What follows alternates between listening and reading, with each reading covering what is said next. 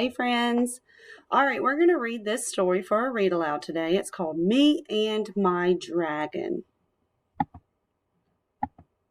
Me and My Dragon. Some kids want a dog.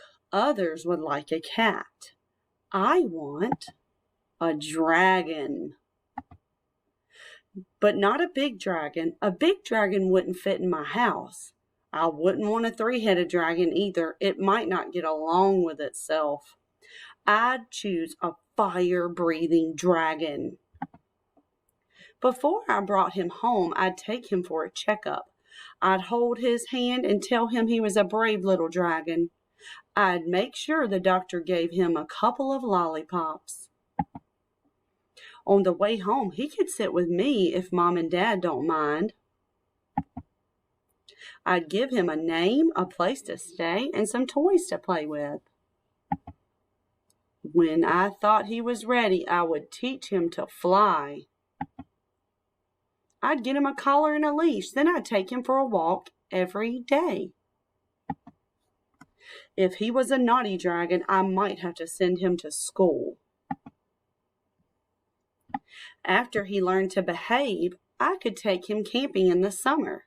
We could clear neighbors' driveways in the winter, but I might not take him kite flying in the spring. If I missed the bus, he would help me get to school just in time for show and tell. Bullies?